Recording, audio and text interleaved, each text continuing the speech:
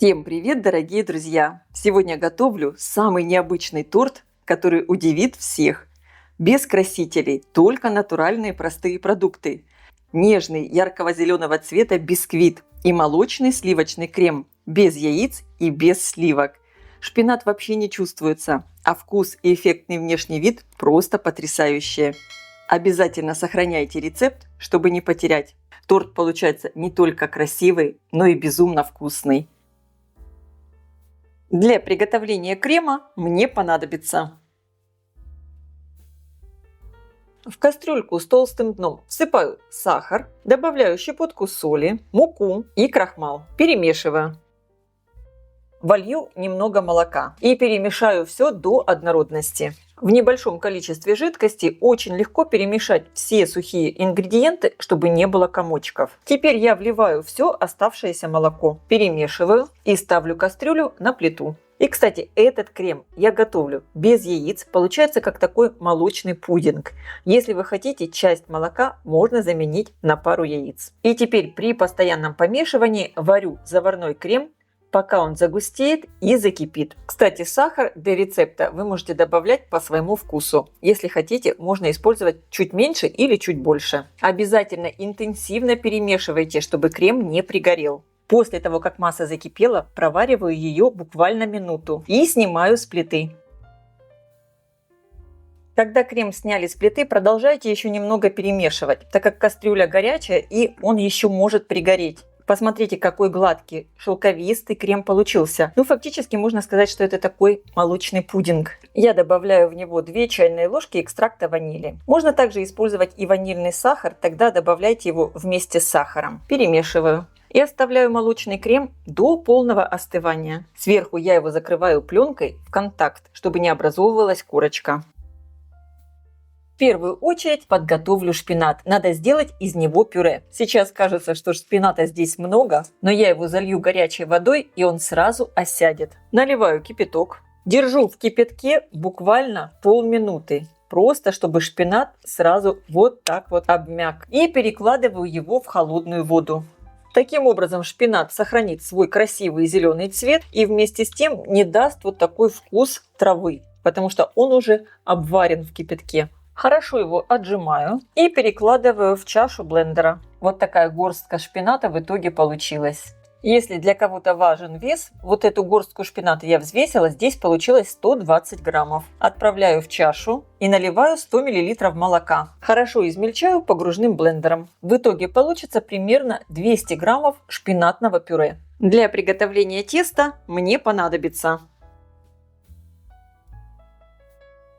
разбиваю в миску 4 яйца среднего размера. Добавляю соль и всыпаю сахар. Взбиваю миксером пару минут до пышной светлой массы. Добавляю чайную ложку экстракта ванили. Можно также использовать и ванильный сахар. И добавляю шпинатное пюре. Перемешиваю. Вливаю растительное масло без запаха. Просеиваю муку и разрыхлитель. Перемешиваю.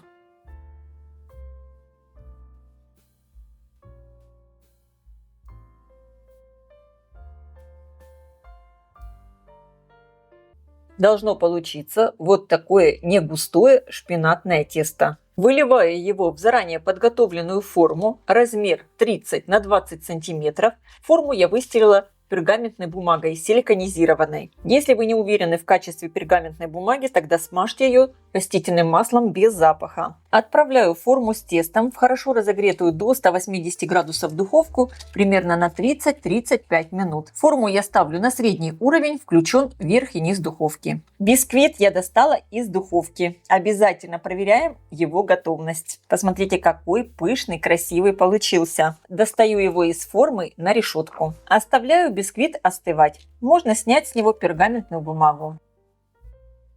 Молочный крем у меня уже полностью остыл.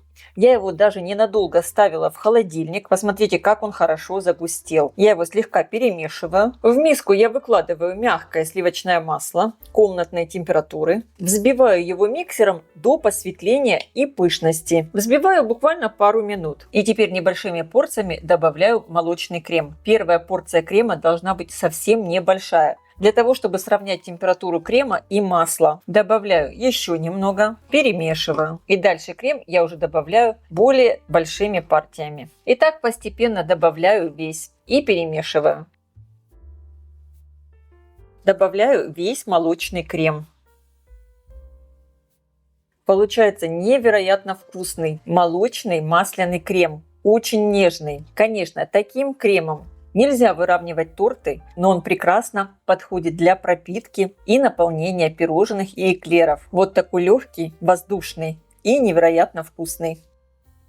Сейчас у бисквита срезаю верхушку. Можно это сделать и ножом, мне удобнее струной. Я срезаю так довольно много, потому что я хочу сделать много крошки. Посмотрите, какой шикарный цвет получился у этого бисквита. Он просто великолепный, какой же он нежный. Вообще, конечно, из этого бисквита можно приготовить и торт с 2 коржами. Но я хочу вот этот корж верхний просто измельчить в крошку. Ее будет много, и она будет очень красивая, вот такая зелененькая. Этот корж разламываю верхний и измельчаю в крошку. Боже, какой нежный бисквит. Посмотрите только, какая красота. А вкусный какой. Вообще не скажешь, что этот корж со шпинатом. Шпинат не дает никакого вкуса, привкуса. Просто сладкий бисквит.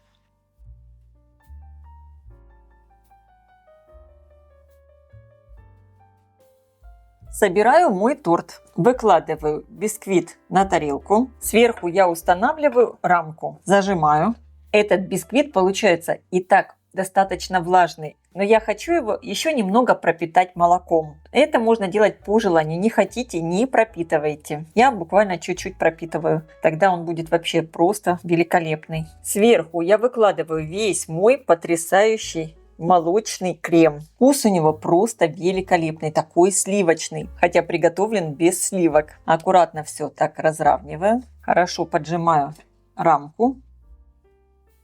И засыпаю все вот этой крошкой. И немного крошки я еще оставлю для того, чтобы потом присыпать бока. Крошки много, поэтому выкладываем таким щедрым слоем. Какая получилась крошка яркого зеленого цвета. Именно благодаря тому, что мы правильно приготовили шпинатное пюре. Шпинат сохранил свой яркий зеленый цвет. Тортик как живой, такой нежный. Весь мой торт я засыпала крошкой и теперь отправляю его в холодильник часов на 8. Я отправляю на ночь. Торт у меня всю ночь стоял в холодильнике, и сейчас я аккуратно извлекаю его из формы. Пройдусь по краю ножичком.